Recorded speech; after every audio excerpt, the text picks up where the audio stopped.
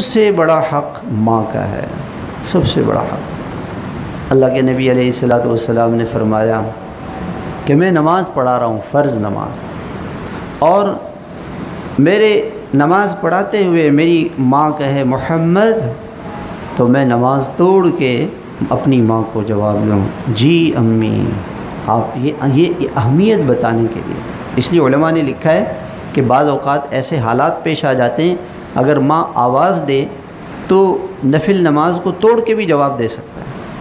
بعض حالات ایسے ہوتے ہیں کہ نفل اگر ماں کو پتہ نہیں کہ ہم نماز پڑھ رہے ہیں اور ماں نے بلا لیا، نماز توڑ کے پہلے جواب دے۔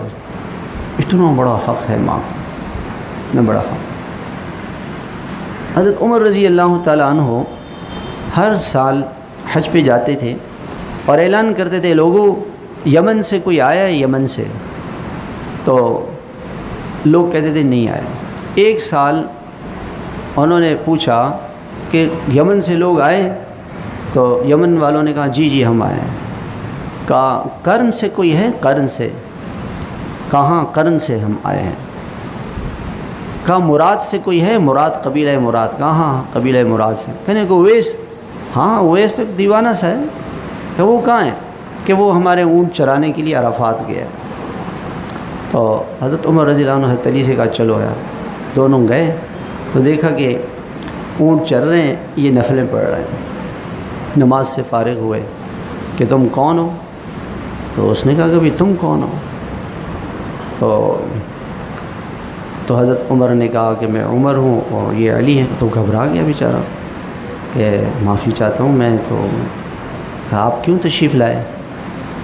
کہنے لگے کہ جناب رسول اللہ صلی اللہ علیہ وسلم نے فرمایا تھا کہ ایک شخص آئے گا یمن سے، قرن سے، قبیلہ مراد سے، اویس اس کا نام ہوگا، اس کے بدن پہ سفید نشان ہوگا، اس سے اپنی مغفرت کی دعا کروانا۔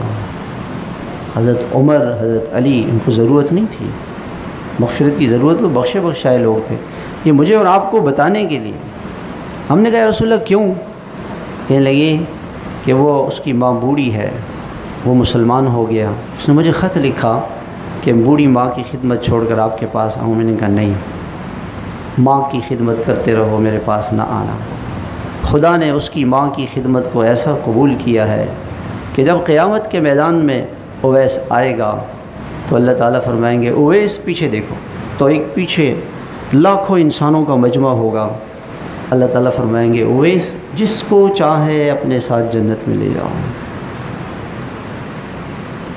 یہ اللہ کے رسول ماں کی خدمت کا صلہ بتا رہے ہیں۔ ماں باپ کے آنسو کبھی نہ بہانا، بہائے ہوئے ہو تو معافی مانگ لینا۔